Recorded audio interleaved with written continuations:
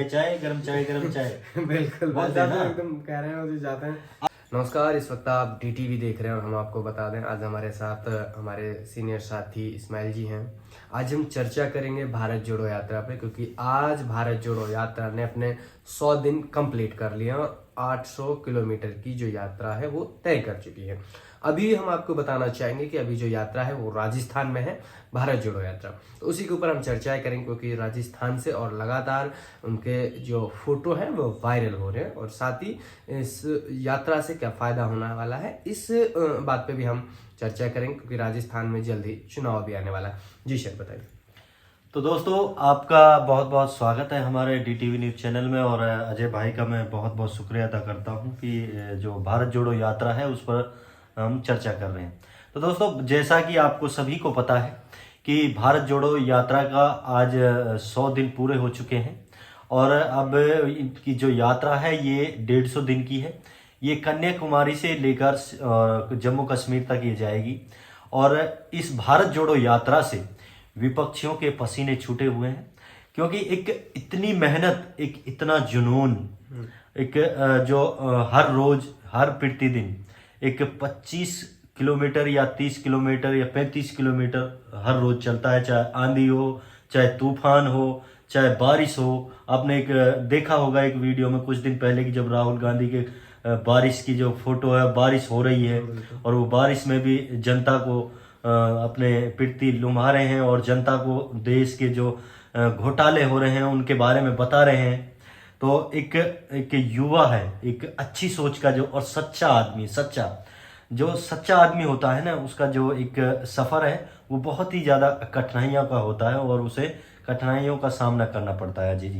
तो एक photo viral हो रहा है राहुल गांधी का कि एक मशीन पर जो न्यार काट रहे हैं, जो हम उसको बोलते हैं अपनी मेवाती में कि न्यार कूटना, कुट्टी कूटना या बरसम कूटना, वो बरसम कूट रहे हैं।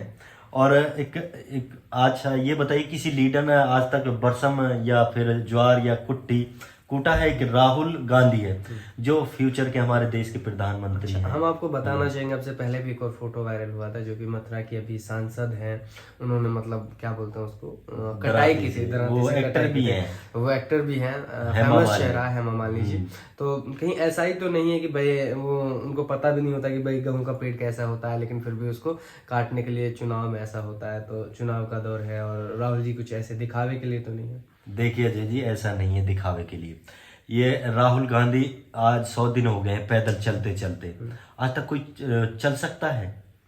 लगता है कोई लीडर या जैसे राहुल गांधी जानना चाहेंगे कि आखिर ऐसे मतलब चलने की क्या जरूरत है कि कांग्रेस को, मतलब कांग्रेस के लीडर्स को क्या, कहाँ से सोच आई, मतलब इसके ऊपर भी कुछ आपको क्या लगता है? देखिए इसका भी हम आपको जवाब देंगे, लेकिन बात यह है कि आपने पूछा कहीं दिखावा तो नहीं है राहुल गांधी का। अगर दिखावा होता तो वो बारिश में भीगते? बिल्कुल। अगर दिखावा होता क्या वो धूप में चलते? दिखावा होता क्या वो सर्दी में चलते? दिखावा होता क्या वो रात में चलते? जो रात दिन ठीक दोपहरी धूप तपती और ठिठरती ठंड शबनम ये उनके ऊपर गिर रही है, ये दिखावा है? विपक्षी तो दिखावा बोल रहे हैं। भारत हमारे देश है जो, उसमें इतनी नफरत फैल गई है कि बहुत ही ज्यादा नफरत फैली हुई है।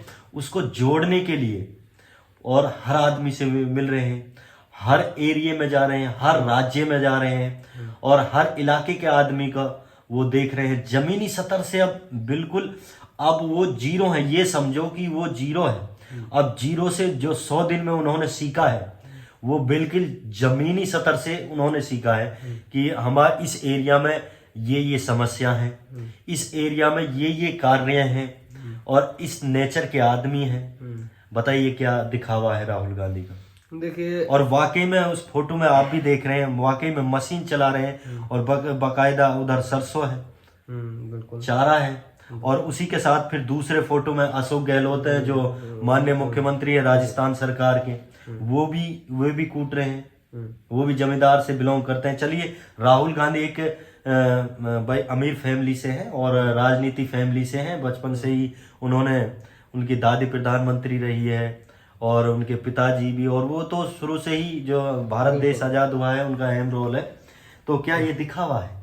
ये भी कह सकते हैं कि क्या मतलब, जब बात करें कि जैसे राजस्थान है उसमें कहीं ना कहीं पहले 2 गुट हुआ करते थे, तो भाई विपक्ष का भी ये भी कहना है कि भाई जो है कि पहले जो कांग्रेस है वो कांग्रेस पार्टी खुद अपने आप को मतलब जोड़े। तो क्या लगता है, देश को जोड़ने के साथ साथ क्या अपने आप को जोड़ने में समर्थ रह पाएगी कांग्रेस पार्टी? बिल्कुल रह पाएगी अजय जी। देखिए, पहले हरियाणा में 2 या 3 गुट थे। एक रणदीप सुरजेवाला का अलग था, और एक अशोक तंवर का अलग था, एक भूपेंद्र हुड्डा का अलग था। तो राहुल गांधी ने ये जो इनको जो 10 साल की जो हार है वो बहुत ही कुछ इनको सिखा गई है, और इन्होंने कहा कि गुटबाजी बिल्कुल खत्म करो, एक भारत को जोड़ो, एक भारत को आपस में बिल्कुल मिलाओ, कोई जात पात नहीं, कोई धर्म नहीं, आपस में बस प्रेम करो। कहीं अब आपने सुना है कि भाई हरियाणा में कोई गुटबाजी है, या फिर अब राजस्थान में गुटबाजी है? पहले सचिन और अशोक गहलोत में भी गुटबाजी थी। अब कहीं पर सुना है कि कांग्रेस में गुटबाजी है? बिल्कुल नहीं सुना ना। तो इसलिए तो है भारत जोड़ो यात्रा। एक ये पहल एक राहुल गांधी की बहुत ही अच्छी पहल है, और इसमें तो विपक्ष भी तारीफ कर रहे हैं राहुल गांधी की। हमारे जो हरियाणा के उप मुख्यमंत्री है दुष्यंत चौटाला, उन्होंने कहा है कि एक सराहनीय कदम है, एक बहुत ही काबिल तारीफ उन्होंने कदम उठाया है, और ये हर किसी के बस के नहीं है। 30 किलोमीटर 25 किलोमीटर चलना, एक रात में चलना, ठंड में चलना, पैदल चलना, और हर आदमी से मिलना, क्या ये आसान काम है? बिल्कुल। क्या लगता है कि आने वाले दौर में, क्योंकि देखिए अभी कांग्रेस ने हिमाचल को फतेह किया है, वो जीत लिया है कांग्रेस ने, वहाँ अपने मुख्यमंत्री बना पाए, वहाँ पर अपनी सरकार बना पाए, तो क्या लगता है राजस्थान में आने वाले वक्त में चुनाव है और लगातार डीटीवी परिवार भी वहाँ जाता रहता है, तो लगातार वहाँ का कवरेज दिखाता है लोगों को, तो क्या आपका क्या मानना है कि इस्माइल जी की किस तरह से मतलब जो कांग्रेस अपना वर्चस्व दिखाएगी, किस तरह से पार्टी मतलब जो यात्रा निकल रही है इससे कितना फायदा उनको होने वाला है? देखिए, यात्रा से इतना फायदा है कि भारत जुड़ेगा। एक तो जो भारत टूटा हुआ था वो जुड़ेगा, और एक इतना फायदा है कि मुझे ये है कि राजस्थान में कभी भी एक सरकार नहीं आई है दोनों, लेकिन अब मुझे उम्मीद है कि राजस्थान में जो ये भारत जोड़ो यात्रा हुई है ना, और इलेक्शन आने वाले हैं, अब राजस्थान से 21 तारीख में वो समापन हो जाएगा भारत जोड़ो यात्रा का। लेकिन जो भारत जोड़ो यात्रा राजस्थान में चली है ना, उससे इतना बेनिफिट होगा जब दोबारा सरकार राजस्थान में कांग्रेस की बनेगी। अच्छा। हाँ। फिर उसी के बाद आ जाते हैं कि 21 तारीख के बाद अब शुरू होने वाला है हरियाणा, और हरियाणा की वो मेवात की 3 सीट जिनमें लगातार कांग्रेस को प्यार मिलता रहा है। बात करें अगर मान लीजिए कि जब हरियाणा आती है तो किस तरह का प्यार वहां देखने को मिला, क्योंकि लगातार कांग्रेस के हाथ मजबूत करने का काम मेवातियों ने किया है। फिर भी उनकी समस्याएं, क्योंकि ये उनकी सबसे बड़ी दुर्भाग्य की बात रही कि मेवात हमेशा अपोजिट में रहा है, अपोजिशन में रहा है जब सेंटर में जो भी सरकार होती है। तो अब की बार लोगों का भी ये मानना है, कहीं ना कहीं मेवात के लोग तो वैसे भी कांग्रेस को प्यार देते आए हैं, तो क्या उनकी जो समस्याएं हैं राहुल गांधी उनको सुनेंगे, किस तरह मतलब उनका स्वागत किया जाएगा? देखिए, जो मेवात है वो तो कांग्रेस का गढ़ है। सदा मेवातियों ने कांग्रेस का साथ दिया है। अब चाहे कांग्रेस ने कितना भी विकास किया है ना, तो सदा मेवातियों ने कांग्रेस का साथ दिया है। और मेवात में जब राहुल गांधी एंट्री करेंगे 21 तारीख को, तो एक मेवात में ये भारत जोड़ो यात्रा ऐतिहासिक होगी। कहीं पर भी इंटरनेशनल मीडिया ने राहुल गांधी को नहीं दिखाया इतने बढ़ चढ़कर, लेकिन जब मेवात में राहुल गांधी करेगा तो इंटरनेशनल मीडिया भी यहाँ पर मेवात में आएगी, और लोकल भी यहाँ रहेंगे, सारी मीडिया मेवात में आएगी। उसको मजबूरन आना पड़ेगा, कुछ मजबूरन आना पड़ेगा, क्योंकि एक ऐतिहासिक वो रैली होगी, यात्रा होगी राहुल गांधी की। पूरी मेवात, बच्चा बच्चा मेवात राहुल का इंतजार कर रहा है कि राहुल 21 तारीख को कब आएंगे, और ऐसा इंतजार कर रहा है मेवात जैसे ईद का चांद का करता है ना। राहुल गांधी का इंतजार इस तरह मेवात में हो रहा है कि कब इंटर करेंगे और कब हम उनसे रूबरू होंगे।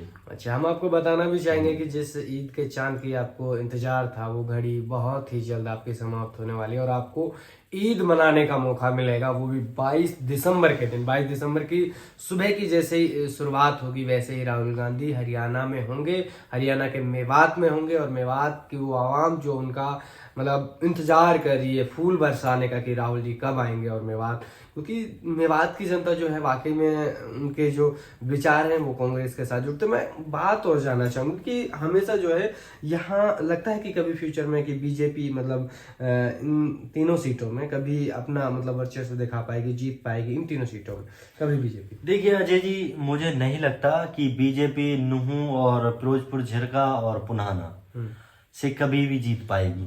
लेकिन देखिए कि ये असंभव भी नहीं है, ये असंभव भी नहीं क्या यहाँ कि अगर वो मेहनत करेगी बीजेपी। अब मेवात को बीजेपी ने दिया क्या है ये बताइए। जो अपना नौगांव जो मुंडका बॉर्डर है, वहां से नुहू तक रोड नहीं बना है। हर रोज उस पर मौत हो रही है, हर रोज। आज सुबह स्विफ्ट गाड़ी का एक्सीडेंट हुआ है, आपने खबर लगाई थी उसकी। और अब देख लो बड़कली से नगीना वाला रोड देख लो, नगीना से और वो होडल वाला रोड देख लो, कितना जर्जर हुआ पड़ा है। अगर नहा धो के आप जाओगे, बाइक से चले जाओगे, तो आपको फिर कहीं पर जाना पड़ेगा तो कपड़े चेंज करने पड़ेंगे, नहाना पड़ेगा। अगर मान लो किसी के कोई बीमार है, किसी के पीठ में दर्द है और उसको अस्पताल जाना हुआ, अगर 5 किलोमीटर उस रोड पे चला तो उसको वो दर्द और डबल तिबल हो जाएगा। अगर आप नई गाड़ी लेके आओ तो वो 6 महीना में बात जाएगी। बताइए कितना कहीं पर भी मेवात में निकल जाओ।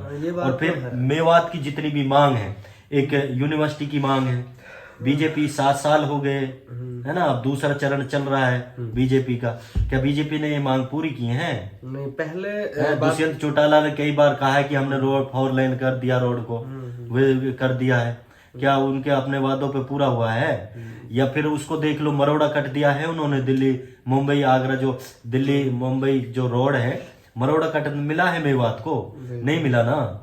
तो मेवात में वो भी नहीं मिला है। फिर आप बात कर लें बीजेपी। आप बताइए, आप पत्रकार हैं, आप हर चीज पर सर्चिंग मारते हैं। और चलिए मैं भी हूं, मैं आज पत्रकार की वजह से बात नहीं कर रहा हूं। देखिए हाँ, ये भी हम आपको क्लियर करना चाहेंगे। आज हम पक्ष विपक्ष की ऐसी बातें, क्योंकि हम कुछ उनसे बातें करें, चर्चा कर रहे थे कि आप लोगों तक एक मैसेज देना चाह रहे थे कि भाई किस तरह आज कांग्रेस मेवात में क्या कर रही है और बीजेपी अपने मेवात में क्या कर रही है। क्योंकि हम लोग जब जनता के बीच बैठते हैं तो कहीं ना कहीं जो बातें सुनने को आ रही है उन्हीं के ऊपर हम डिस्कस कर रहे हैं लगातार। तो ऐसा नहीं, आप ये बताइए, बीजेपी का हक नहीं बनता है? चलिए भाई उनके रोड को दो क्लियर करें। और बीजेपी चलो सीट नहीं आई मेवात में, तीनों चारों सीट बीजेपी की नहीं है, लेकिन हाँ 3 सीट है ना। और अगर नहीं है तो मान लो आपसे कोई ये कहेगा कि भाई अजय जी मैं ये काम नहीं कर रहा, आपसे कोई झगड़ा करेगा तो आप उसको प्यार से समझाओगे ना। और अगर आपके ये अब की बार नहीं जीतती सीट तो आप मेहनत करोगे कि भाई मेरी सीट अगली बार आ जाए। अगर इनको बीजेपी इनका विकास दे, इनको यूनिवर्सिटी दे, इन रोडों को बनाए, तो हो सकता है ये नहीं है कि नहीं आ सकती है मेवात में। 100% मैं ये कह रहा हूँ, 100% तीनों चारों सीट बीजेपी की भी हो सकती हैं। लेकिन जब ये अगर यूनिवर्सिटी मेवात को दे दे बीजेपी सरकार और ये रोड बना दे दोनों, एक नुहू से अपना मुंड का बॉर्डर तक, एक नगीना से होडल तक, ये रोड बनवाओ। मुझे उम्मीद है पूरे मेवाती अपने बीजेपी भारतीय जनता पार्टी को वोट करेंगे और भरपूर वोट करेंगे। ऐसा नहीं है कि वो वोट नहीं करेंगे। जब विकास ही नहीं करते हैं तो फिर वोट दे के क्या करेंगे? कहीं ना कहीं ये भी देखने को मिला कि देखिए जो भी मेवात के लीडर रहे हैं, जो चेहरा रहे हैं, जैसे कि जाकिर हुसैन जी को हार का मुंह देखना पड़ा, कहीं ना कहीं इसके पीछे बीजेपी का ही तो टिकट का कारण नहीं बना था। देखिए वो मसला अलग है कि भाई उनका बीजेपी से जुड़ा था, बीजेपी का उन्होंने टिकट लिया था, ऐसा नहीं है। लोगों के दिमाग में ये था कि भाई पिछली बार बीजेपी सरकार थी हरियाणा में और अब की बार कांग्रेस आएगी, है ना। तो इसलिए अब ये हो सकता है कि ये सोच थी कि भाई कांग्रेस सरकार आ रही है तो हम कांग्रेस क्यों ना जिताएं। तो क्या लगता है कि 2024 के विधानसभा चुनाव में मेवात में क्या होने वाला है? देखिए 2024 का जो चुनाव है उसमें बहुत कुछ होने वाला है। बहुत आम आदमी पार्टी हरियाणा में कूदेगी अब की बार मेवात में, और इधर असदुद्दीन अवैसी आ रहे हैं, है ना। और बहुत से अभी तो बहुत इधर उधर उलटवार होगा। अभी कोई निर्णय नहीं है, और कोई विधायक फिरोजपुर से अपना पुनाना जाएगा, पुनाना से कोई फिरोजपुर आएगा, इधर अलट फेर भी होगा और कोई नया भी खड़ा होगा। क्या होता है, हाँ ये पक्की बात है, अगर भारतीय जनता पार्टी ने मेवात को यूनिवर्सिटी और रोडों की जो 2-3 सौगात हैं ये दिया, तो मुझे कंफर्म है कि बीजेपी का जो उम्मीदवार है, जो कैंडिडेट है, वो इंशाल्लाह 100% जीत सकते हैं तीनों सीटों से, अगर विकास होगा तो। अगर विकास होगा, क्योंकि अभी तो वक्त भी बहुत है, 1 साल है अभी। 1 साल में अगर चाहे तो बीजेपी कहीं ना कहीं ये सारे काम करा सकती है। उसी के साथ ये भी है कि जो आप क्या मानते हैं कि जो अब की बार विधानसभा चुनाव जो होने वाला है 2024, तो उसमें जो जनता है वो मतलब किस तरह से, मतलब किस पार्टी को ज्यादा समर्थन करेगी? कौन कौन सी पार्टियां आज आपको लगती हैं कि जो मेवात में मतलब अब की बार चुनावी मैदान में होंगी, चुनावी रणनीति? देखिए एम तो 2 ही पार्टी है, भारतीय जनता पार्टी और कांग्रेस पार्टी। अब जेजेपी का भी इतना वो रुतबा नहीं है। मेवात के जो लोग हैं वो खपा है जेजेपी से, वो है कि भाई वो भारतीय जनता पार्टी में मिल गए। नहीं, उन्होंने पहले कहा था कि मैं भारतीय जनता पार्टी में नहीं मिलूंगा, अब उन्होंने उनकी सरकार बनवा दी और फिर भी कोई विकास नहीं किया उन्होंने। नहीं, भारतीय जनता पार्टी को पुनाना में वोट कम मिला था ना, उपचम चौधरी को 22,000 वोट मिला था, मिला था ना। बिल्कुल। और इधर जाकिर को कम मिला था, कितने वोटों से आ रहे थे? थोड़ी सी वोटों से आ रहे थे, बिल्कुल, लगभग हाँ 3.5 से 4 फिर मेरे को इतना। और फिर उधर नसीम को थोड़ा वोट मिला था, भारतीय जनता पार्टी से टिकट था उसका। नसीम को तो काफी मतलब बड़ी हार कम देखना पड़ा। मुझे लगता है कि पिछली बार एमएलए था, विधायक। वो अब की बार मम्मन की खुद की जो वोट थी वो पार्टी पे वोट नहीं मिली उसको। मम्मन का खुद की जो 10 साल की मेहनत थी उस पर उसकी वोट मिली थी। देखिए आप भी फील्ड में रहे हैं, आपने लोगों के हर विधानसभा के यहाँ जो टिकट पे बात होती है या फिर उसके चेहरे पे बात, जो आदमी वोट करता है, वोटर्स जो है वो किस चीज को देखता है? अहम जो मतलब एक या तो वो पार्टी के विचारधाराओं को देखता है या फिर वो जो लीडर है सामने या उसको देखकर वोट करता है। आप मतलब इसमें क्या कहना चाहेंगे? देखिए अजय जी, हाँ हम मानते हैं पार्टियों की अपनी वोट होती हैं, कुछ वोट होती हैं, कुछ बंदे होते हैं जो पार्टी को ही वोट करते हैं। लेकिन ये है कि आप मेवात के अंदर जो 3 सीट है ना, नूह और फिरोजपुर जिरका और पुनाना, ये तीनों सीट किसी की परमानेंट नहीं है। आप 10 साल मेहनत कर लो, ठीक है, आप 10 साल मेहनत कर लो, लोगों को अपना बना लो, आपको जिता देंगे। और एक मेव कौम ऐसी है, ये बहादुर है और निडर है। अगर आपके साथ लग गई, आपको इनको सही रास्ता दिखा दिया, तो ये आपके साथ हैं, ठीक है।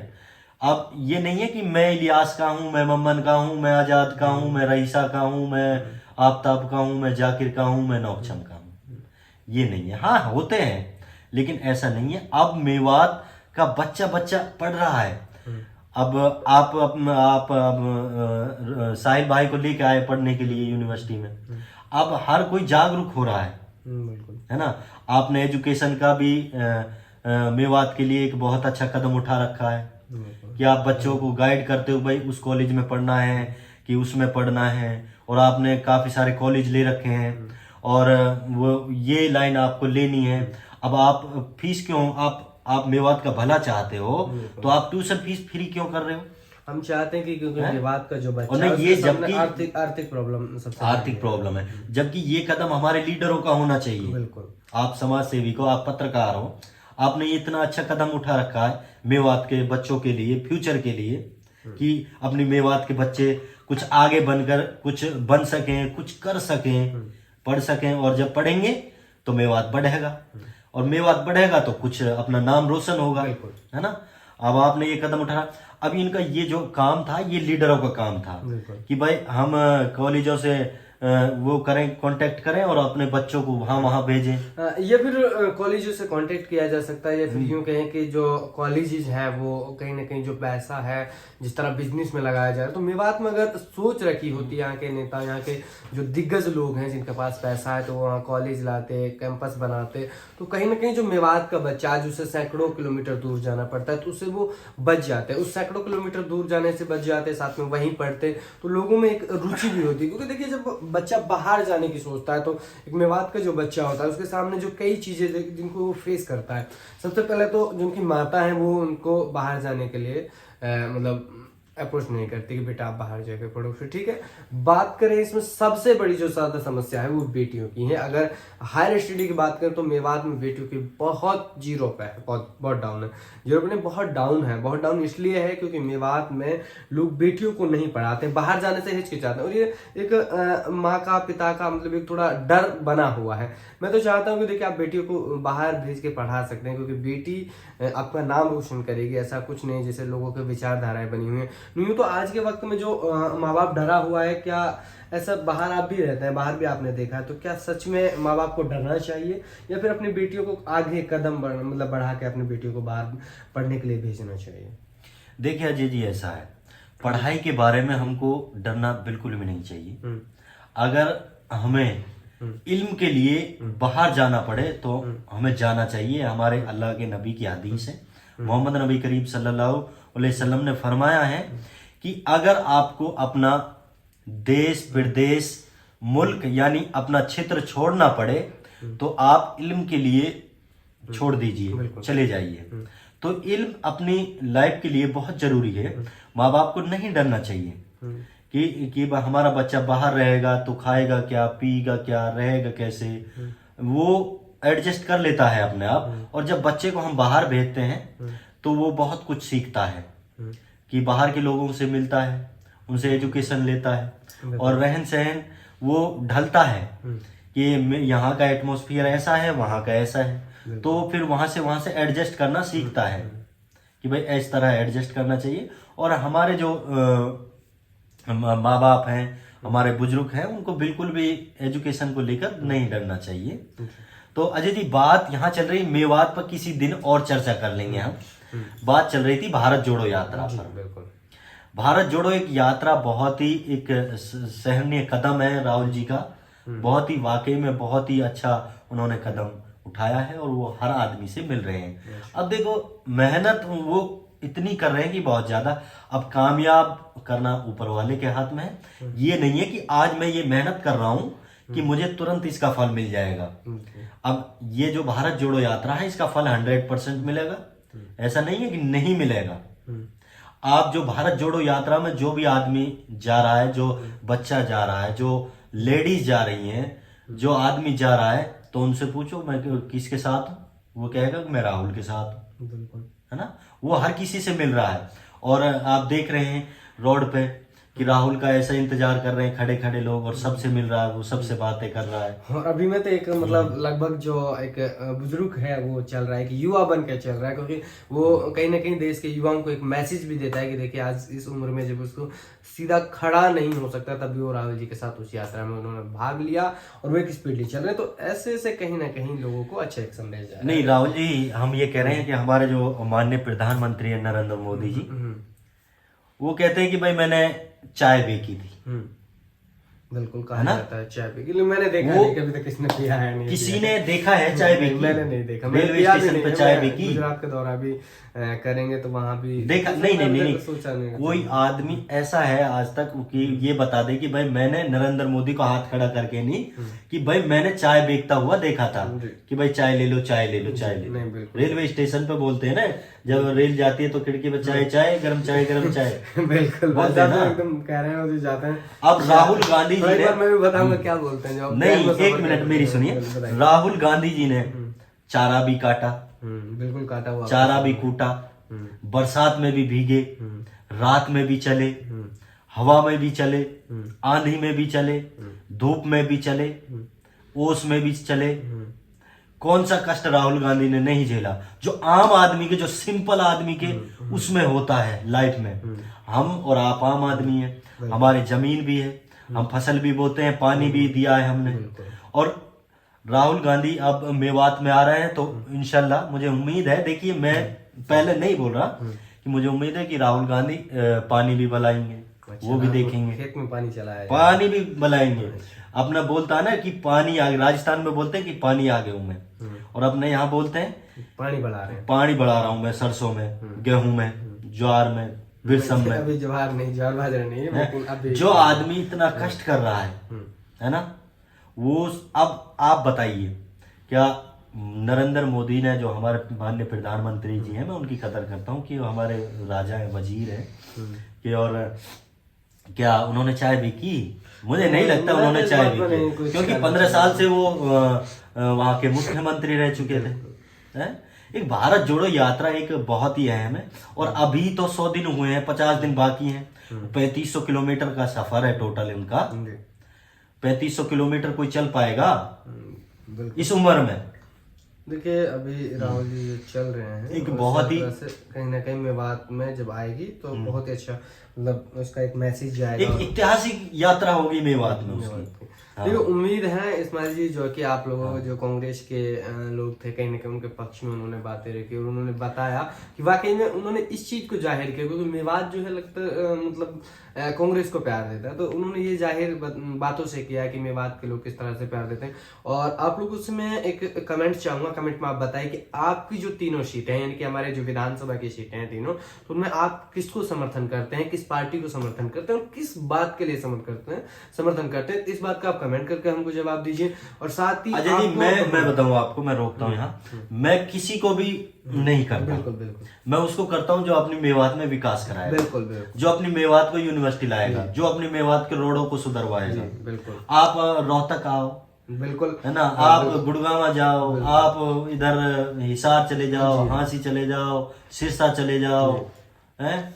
ऐसे रोड मिलेंगे आपको जैसे अपने मेवात के हैं। बिल्कुल नहीं। देखिए आज भी मैं आपको बताना चाहूंगा, जब हम मेवात को क्रॉस कर जाते हैं तो उसके बाद वहाँ का जो नजारा होता है, जब तक अपनी जनता नहीं बदलेगी ना, तब तक नहीं, तब तक विकास नहीं होगा।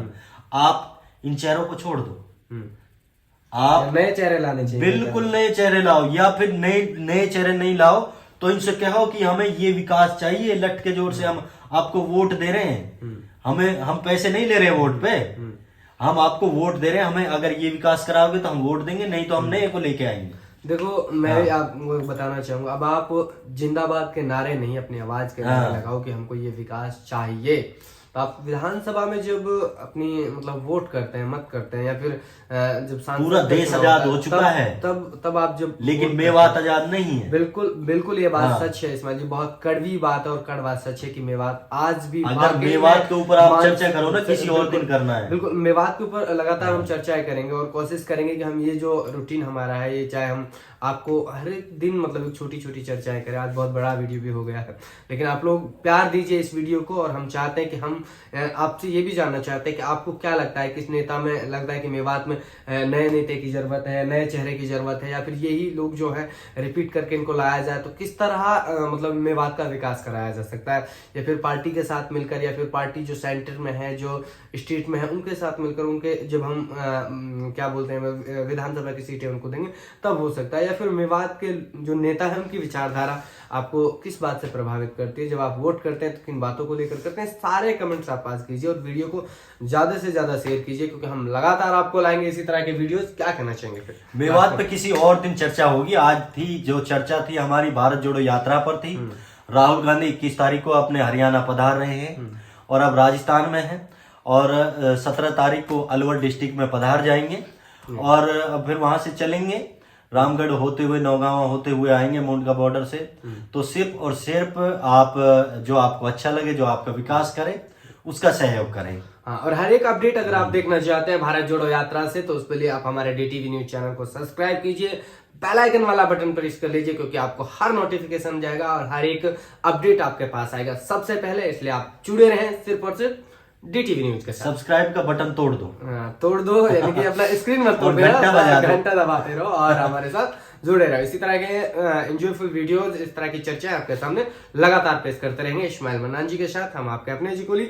धन्यवाद। हतीम का मशहूर इलेक्ट्रो होम्योपैथी अस्पताल, जहां बिना इंजेक्शन ऑपरेशन के होता है इलाज, जैसे लकवा, गुर्दे या पित्त की पथरी, दमा, सांस, फेफड़ों की बीमारी, कोलेस्ट्रॉल, दिल की नसों में ब्लॉकेज या सूजन, बच्चेदानी में रसौली या गांठ, सफेद पानी, शुगर, बीपी, थायराइड जैसी बीमारी, जोड़ों का दर्द, डिस्क स्लिप, घुटने व कमर दर्द, पीलिया या पुराना बुनियादी बुखार, बवासीर या सेक्स समस्याएं, नामर्दी धात, शीघ्र पतन, बिना अंग्रेजी दवाओं के इलेक्ट्रो होम्योपैथी से केवल 100 रुपए में इलाज किया जाता है।